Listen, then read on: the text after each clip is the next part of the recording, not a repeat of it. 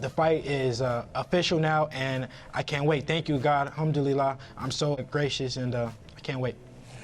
But what I will do is go in there and handicap George of the things that he does best. I will take away from him and make it an easy night. But he says he will finish his fight as a king. What's a king to an emperor? I am the emperor. I've gone and done that, and now I will conquer even more. So I respect it. He's a good kid. But just know that we chose you. We looked for the biggest fights. Could have fought anybody. There's a reason why. So June 5th, looking forward to it. First off, I want to start off by saying I'm not a kid, so he can stop calling me a kid. I'm a man, and I will show him that in the ring. Respect me as a man, and if he doesn't want to respect me as a man, I'll gain the respect in the ring. And second of all, he could say that he chose me, but that's not the truth. He was forced into this fight. He did not want to fight me, and up until today, he did not want to sign a contract. So he could say what he wanted to say. He did not choose me. He was forced into it. You were chosen, boy. And I wasn't chosen. You were chosen. No, he was forced. You got forced into this position. You didn't want this fight. I'll take the same deal as Loma does. I'll take the same deal as Loma. Yeah, you're on a different broadcast. And what did I do? You're on a different broadcast. You're on a different broadcast. And what did I do? That's right. Exactly. That's right. Exactly. Because I knew I could beat you. Show me June 5th. I trusted my skills so much that I knew I'd fight you anywhere, wherever. I'd fight you in your backyard if I had to, because I know that I'm gonna beat you. And you'll see June 5th. I'll be waiting. Bill looks like a world champion. Look how he's dressed. He's dressed like me, sharp, in the suit. Devin forgot the suit. I don't know if he owns one, but I don't need to wear that. I want to wear these belts on June 5th. I'm gonna show you how to wear the belts on June 5th. Reality's kicking in. You ain't gonna go near them. This is just a dream for you. Just enjoy it. Bill, can we get you to answer Dream come true, baby?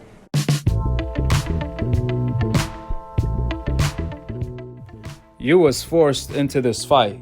That's why you signed the contract today.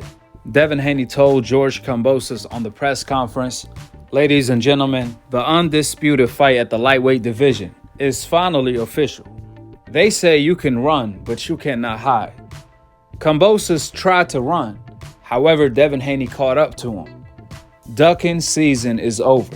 It's now strap season, and come June 4th, my prediction is that the dream will become a reality, becoming the first undisputed lightweight champion of the world since Pernell Whitaker. George Kambosos and his fans will shortly find out why Devin Haney is the A-class boogeyman in the sport of boxing. This ain't Teofimo Lopez, where George Kambosos could try to play mind games in order to get under Devin Haney's skin. That's not gonna work because Devin Haney already knows the truth. Matter of fact, George Kambosos already knows the truth himself, that he did not want this fight, just like Teofimo Lopez and Lomachenko when they ducked Devin Haney. However, the only difference, Kambosos was forced into it. Just like Jojo was when Ryan Garcia pulled out of his fight. Then Jojo was forced to fight Devin Haney. Ironically, the exact same thing happened to George Kambosos, where he tried to fight Lomachenko, however Lomachenko pulled out. That's when he was forced to fight Devin Haney. This is why we are here today. This is one of the biggest fights this year. I can't wait for this fight. I mean, we done heard it all leading up to the fight, from George Kambosos stating that maybe Devin Haney put a fake signature on his contract after only giving Devin Haney 3 days to sign his contract for no reason whatsoever, because George Kambosos literally just signed his contract today. So what was the purpose of Kambosos telling Devin Haney he only has 3 days or the fight is off?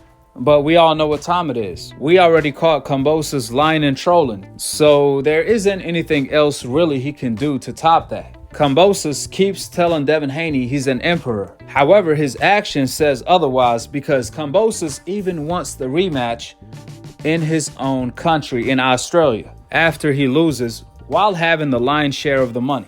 What kind of emperor is that? Then he keeps talking about this long flight of travel and so on and so forth. Like we still living back in the 1420s, where there was no airplanes to travel on, only ships and horses. Like, what are we talking about here? We live in a day and time where you could probably have a gym in an airplane. The only thing Devin Haney has to worry about is them judges, which means this fight cannot be close at all.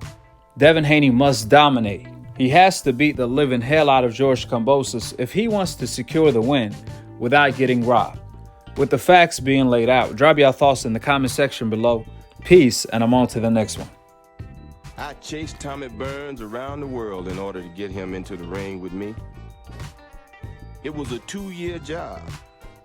I took on every potential contender between myself and the champion. I virtually had to mow my way to Burns. Always he made excuses, and he openly insulted me by uttering unprintable remarks and calling me yellow. Rather than face Jack Johnson, the champion Tommy Burns took on a series of white challengers. He fought and knocked out one man 3 different times, while continuing to tell reporters, all coons are yellow. But Johnson refused to be ignored. Everywhere Burns went, San Francisco to New York, New York to Paris, Paris to London, Johnson went too. Burns had run out of excuses. He accepted the $30,000, plus the lion's share of the proceeds that would come from showing movies of the contest. John L. Sullivan was livid.